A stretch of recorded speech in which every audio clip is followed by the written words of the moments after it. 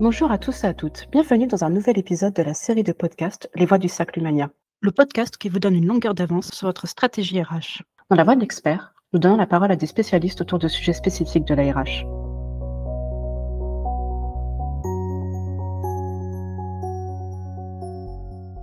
Depuis que les risques psychosociaux prennent de plus en plus de place dans les entreprises, la question du harcèlement moral est également plus prégnante. Mais comme beaucoup de phénomènes sociaux dans les organisations, c'est une notion mouvante qui a beaucoup évolué en matière de droit ces dernières années. Pour approfondir la question, nous accueillons Maître Loïc Touranchet, partenaire au sein du cabinet Actance, pour nous parler du sujet. Est-ce que pour commencer, vous pourriez vous présenter ainsi que le cabinet Actance en quelques mots? Oui, bonjour, bonjour Camille, bonjour à tous. Donc Loïc Touranchet, je suis avocat associé au sein du cabinet Actance, qui est un cabinet spécialisé dans la défense des intérêts des employeurs en matière de droit du travail et de ressources humaines. Le cabinet Actance est composé aujourd'hui de 76 avocats et 100 personnes avec le staff complémentaire. Nous avons trois métiers. Un premier métier qui est la défense d'intérêts de nos clients devant les juridictions, en ce compris le droit pénal du travail qui peut nous intéresser en matière de harcèlement moral, harcèlement sexuel, agissement sexiste. Bien évidemment, la défense d'intérêts de nos clients devant les juridictions prud'homales également. Un deuxième métier qui est la transformation et qui est l'accompagnement de nos clients dans la transformation de leur métier et l'évolution de leur effectif. Et un troisième métier qui est le suivi conseil de nos clients au quotidien, à la fois sur des dossiers individuels et des dossiers collectifs. Et dans ce cadre-là, nous avons quasi quotidiennement, je dis bien quotidiennement, à traiter des sujets qui ont trait aux problématiques de risques psychosociaux, harcèlement sexuel, harcèlement moral et agissement sexiste. En ce qui me concerne, donc Oui. Loïc Touranchet, je suis avocat depuis 24 ans, donc depuis l'année 2000, spécialisé en droit du travail et en protection sociale. Et donc, je dirige une équipe de 18 avocats aujourd'hui sur le droit du travail. Alors, vous avez déjà évoqué plusieurs typologies de harcèlement en entreprise. Est-ce que vous pourriez détailler comment le droit définit aujourd'hui le harcèlement? Quelle est cette typologie précisément? Aujourd'hui, on a un certain nombre d'infractions qui sont prévues en matière de harcèlement au sens large. On a d'une part le harcèlement moral, défini par l'article 1152-1 du Code du travail, qu'on pourra redéfinir. D'autre part, le harcèlement sexuel, défini par les articles 1153-1 et 1153-2 du Code du travail, et par ailleurs les agissements sexistes. Et je dirais que ces trois notions, ces trois infractions recouvrent l'essentiel des problématiques de harcèlement au sein de l'entreprise. Pour être plus précis, quels sont les actes que la loi et le droit définissent comme du harcèlement en entreprise? Alors, je vais peut-être donner la définition du harcèlement sexuel et du harcèlement moral, ça permettra d'illustrer. Sur le harcèlement moral, le Code du travail considère qu'aucun salarié ne doit subir des agissements répétés de harcèlement moral qui ont pour objet ou pour effet une dégradation de ses conditions de travail, susceptible de porter atteinte à ses droits et à sa dignité, d'altérer sa santé physique ou mentale ou de compromettre son avenir professionnel. On va avoir tous les actes qui ont pour conséquence de générer pour le collaborateur des problématiques psychologiques, de souffrance au travail, d'altérer ses droits, sa dignité, donc tous les comportements qu'on peut qualifier d'humiliants, de vexatoires, de dégradants. Sur la partie harcèlement sexuel, on a deux types de harcèlement sexuel. On a le harcèlement sexuel qui est constitué par un fait grave, je cite, toute forme de pression grave, même non répétée, exercée dans le but réel ou apparent d'obtenir un acte de nature sexuelle, que celui-ci soit recherché au profit de l'auteur des faits ou au profit d'un tiers, c'est ce qu'on pourrait mettre sous le terrain d'une forme d'agression sexuelle, de pression à caractère sexuel et qui vont intégrer tous les comportements avec, je dirais, des attouchements. On a une deuxième typologie sur le harcèlement sexuel qui est le harcèlement sexuel constitué par des propos ou comportements à connotation sexuelle ou sexiste qu'ils soit portent atteinte à sa dignité en raison de leur caractère dégradant ou humiliant, soit créent à son encontre une situation intimidante, hostile ou offensante. Et là, ça va être l'ensemble des comportements qui sont plutôt à caractère verbaux, avec une connotation sexuelle répétée. Donc, pour être très clair, les blagues à caractère sexuel, les blagues que l'on qualifie de grivoises ou graveleuses, les comportements misogynes, et l'ensemble de ces comportements, propos et comportements, tombent sous le coup du harcèlement sexuel. On va retrouver également des attitudes du type la main sur l'épaule, la main sur la hanche, dans le dos, ainsi que ce que certains pourraient qualifier de propos courtois ou dans le cadre d'un échange autour de la drague, sur la tenue, enfin sur la mise en valeur que fait la tenue vestimentaire. Un exemple, voilà, ce jean te fait de très belles fesses, ce haut te met vraiment en valeur. L'ensemble de ce type de propos tombe aujourd'hui sous le coup du harcèlement sexuel. Donc quand vous dites aujourd'hui, c'est que la loi a beaucoup évolué ces 15 dernières années? Alors la loi sur le harcèlement sexuel a fortement évolué en 2022, puisque il y a le harcèlement sexuel, la première loi sur le harcèlement sexuel date du 2 novembre 1992. Et je cite, elle était relative à l'abus d'autorité en matière sexuelle dans les relations de travail. Donc, bon, ce qu'on va appeler une agression sexuelle ou la promotion canapé, si l'on veut schématiser. Ensuite, le texte a évolué et en 2000, il y a eu la loi ensuite du 6 août 2012 qui a redéfini le harcèlement sexuel avec les deux notions que j'ai données. Le harcèlement sexuel avec une pression grave, qui était le harcèlement sexuel historique, et le harcèlement sexuel par propos et comportements répétés. Donc effectivement, le harcèlement sexuel a fortement évolué au cours de ces 15 dernières années. 1992, agression sexuelle, promotion canapé. 2012, cette définition du harcèlement sexuel autour des propos et comportements qui créent un environnement offensant ou hostile. Et ensuite, il y a eu la loi de 2015, 2018, 2021, 2022 qui a été sur préciser la définition du harcèlement sexuel. Et est-ce que ce type de dossier d'affaires, est en hausse, en fait, au sein du cabinet? Alors, sur la partie harcèlement moral, ça fait maintenant 10 ans qu'il y a une inflation extrêmement importante du nombre de dossiers traités au sein du cabinet sur le harcèlement moral. C'est quasi quotidien aujourd'hui, les plaintes pour harcèlement moral, les accusations pour harcèlement moral. Certaines sont constituées, avérées, d'autres sont un moyen de protection. Sur la partie harcèlement sexuel, effectivement, l'inflation, je la daterai de 2-3 ans.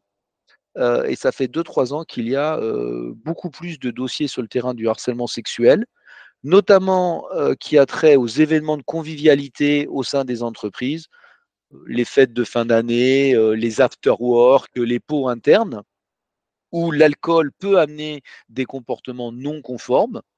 Et par ailleurs également une multiplication des cas de harcèlement sexuel autour de cette notion d'environnement intimidant ou qui crée un environnement intimidant.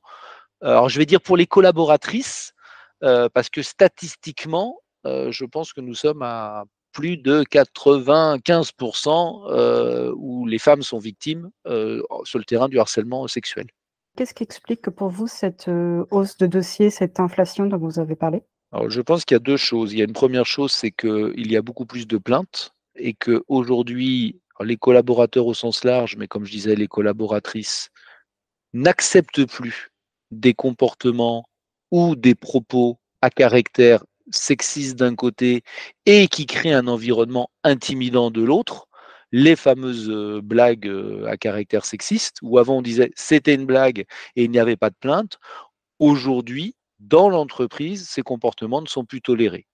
Donc, inflation des plaintes des collaboratrices, prise en compte de ces sujets par les entreprises qui, il y a encore une dizaine d'années, allaient sanctionner, réprimer les agressions à caractère sexuel, mais ne réprimaient pas forcément au quotidien ou alors par des sanctions de premier niveau, les problématiques de harcèlement sexuel qui créent un environnement hostile pour les collaborateurs ou les collaboratrices.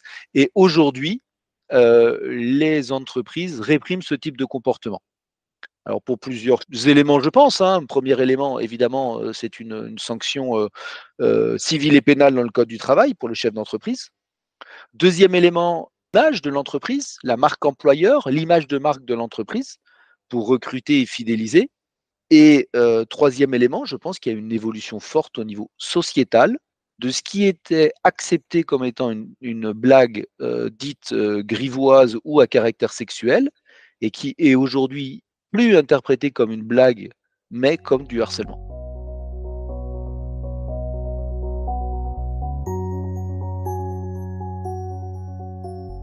En effet, on voit de plus en plus apparaître sur, notamment les réseaux sociaux, des groupes d'échange ou notamment sur Instagram, des groupes comme Balance Ton Agency, Mmh. qui donnent la parole aux collaborateurs sur les phénomènes de harcèlement ou de problématiques de travail qu'ils peuvent avoir, qui représentent un risque supplémentaire de marque employeur qui n'existait pas forcément il y a 20-30 ans. Clairement, les réseaux sociaux ont apporté une capacité de communication, de caisse de résonance plus importante pour les victimes. Et par ailleurs, les entreprises se sont aussi rendues compte que les cultures d'entreprise qui ne réprimaient pas le harcèlement sexuel, notamment autour de cette notion de caractère dégradant, humiliant ou de situation intimidante, hostile ou offensante, perdaient des talents, perdaient des collaboratrices qui quittaient l'entreprise en disant je ne souhaite pas m'engager sur le long terme envers cette entreprise puisque au quotidien, j'estime être victime de harcèlement sexuel et j'estime être dans une situation intimidante. Et objectivement, on peut le comprendre très facilement. Si un collaborateur, une collaboratrice, tous les matins en arrivant au travail, est dans une situation intimidante, hostile ou offensante, parce qu'un collègue, parce qu'un environnement de travail ne cesse d'avoir des propos ou des comportements à connotation sexuelle ou sexiste, effectivement, ça crée réellement un préjudice pour les personnes qui subissent ce type d'agissement. Alors, outre la marque employeur, quels sont les devoirs pour une entreprise en termes de harcèlement? Et que risque-t-elle si elle ne prend pas en charge, qu'elle n'applique pas ces devoirs? Alors, sur la partie quelles sont les obligations pour l'employeur, c'est une obligation générale de sécurité. J'ai l'obligation de mettre en œuvre toutes les mesures nécessaires et utiles pour préserver la santé physique et psychologique de mes collaborateurs au travail. Donc l'employeur a l'obligation de tout mettre en œuvre à partir du moment où il en a connaissance pour faire cesser tout comportement susceptible d'être caractéristique du harcèlement moral et harcèlement sexuel. Il doit par ailleurs mettre en œuvre toutes les mesures de prévention nécessaires. Et dans ces mesures de prévention nécessaires, on va retrouver des actions de formation et d'information. On va retrouver la mise en place d'une organisation et de moyens adaptés pour assurer la sécurité et protéger la santé physique et mentale des travailleurs et une obligation générale de prévention, notamment à travers le document unique d'évaluation des risques.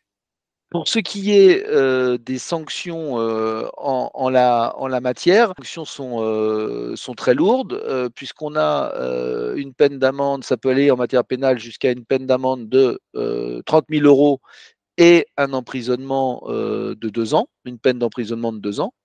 Pour ce qui est de la matière en matière civile, bien évidemment, on peut avoir la mise en œuvre d'une sanction disciplinaire pouvant aller jusqu'à une faute grave contre la personne qui est l'auteur du harcèlement moral et du harcèlement sexuel. Et par ailleurs, on peut avoir des effets ricochets extrêmement importants. Un collaborateur pourrait faire reconnaître la situation en accident du travail, le cas échéant en maladie professionnelle, et engager la responsabilité de l'employeur sur le terrain de la faute inexcusable, évidemment si les conditions sont remplies. À premier niveau, on est sur des sanctions extrêmement lourdes, hein, puisque je répète, 2 ans d'emprisonnement et ou 30 000 euros d'amende. Et comment vous accompagnez vos clients dans ce type de dossier? Qu'est-ce que vous conseillez aux entreprises? Plus précisément, vous avez évoqué des mesures préventives. Qu'est-ce que vous conseillez de mettre en place? Alors, ce que l'on conseille aux entreprises, c'est d'agir. Le débat de savoir est-ce que le fait est avéré, partiellement avéré, totalement avéré, très grave, d'une gravité suffisante pour rompre le contrat de travail, d'une gravité insuffisante pour rompre le contrat de travail, ce ne sont que la conséquence d'un diagnostic. Et quel est ce diagnostic? C'est une enquête. Donc le conseil pour les employeurs, c'est d'agir, de mettre en œuvre une enquête pour pouvoir savoir si les faits sont avérés ou ne sont pas avérés. Il y a différents types d'enquêtes. L'enquête peut être menée en interne par les ressources humaines de façon paritaire ou non paritaire, avec les représentants du personnel, avec le référent harcèlement. L'enquête peut être externalisée auprès d'un cabinet spécialisé en la matière. Mais vraiment, le premier niveau, c'est de dire vous devez agir. Donc ça, c'est le message qu'on va envoyer à la fois à la personne qui s'estime victime, nous agissons, et à l'environnement de travail. Nous sommes vigilants, nous sommes dans une culture où nous ne souhaitons pas de harcèlement dans l'entreprise, et s'il y a un cas, nous agissons. Et ensuite, il y a un troisième niveau qui est également à l'encontre du collaborateur mis en cause, puisqu'il doit lui aussi être protégé. Donc les mesures de protection peuvent être une dispense d'activité, une mise en télétravail partielle, une mobilité géographique ou fonctionnelle, le mettre sur d'autres tâches ou d'autres fonctions à un moment donné. Est-ce que vous avez autre chose que vous souhaitez ajouter? Non, je pense qu'en conclusion, le point principal, c'est qu'aujourd'hui, il n'y a aucune entreprise qui n'est pas soumise à ce risque. Ça ne veut pas dire que les entreprises, dans toutes les entreprises, il y a du harcèlement moral ou harcèlement Mmh. sexuel. Mais ça veut dire que c'est un risque qui existe. Et comme tout risque, il doit être géré, anticipé à travers les mesures de prévention. Et si jamais un jour il y a un cas, ça doit être traité dans les meilleurs délais. En retour d'expérience, ce que je peux indiquer, c'est que les entreprises dans lesquelles nous avons mis en place des procédures d'enquête, dans lesquelles nous avons mis en place des formations pour les managers, voire pour l'ensemble du corps social sur la prévention du harcèlement moral et harcèlement sexuel, pour les entreprises où il y a moins de plaintes sur ce terrain-là, puisque s'il y a une plainte, l'ensemble des collaborateurs savent que ça va être traité avec un grand sérieux, savent que si c'est une plainte abusive, ça fera l'objet de sanctions, savent que si c'est une plainte avérée, ça fera l'objet de sanctions.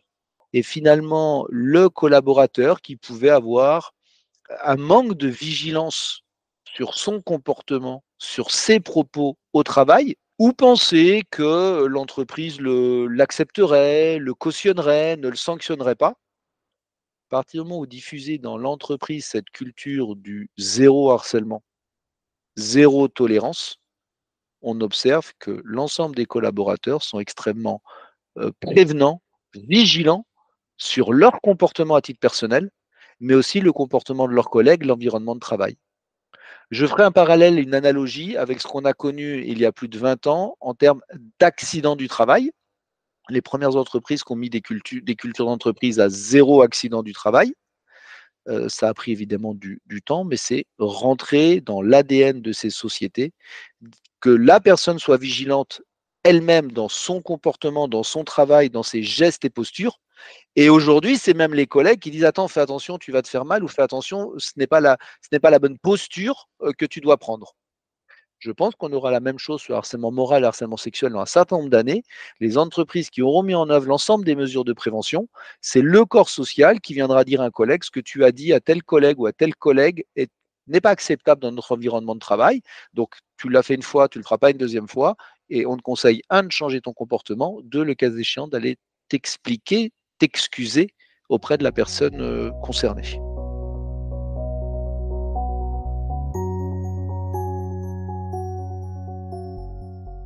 Bah, merci beaucoup, maître Loïc Touranchet pour, votre intervention.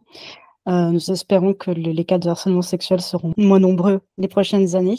Alors vous pourrez retrouver le site d'Actance dans la description et je vous dis à une prochaine fois pour, un épisode des Voix du Cercle Mania.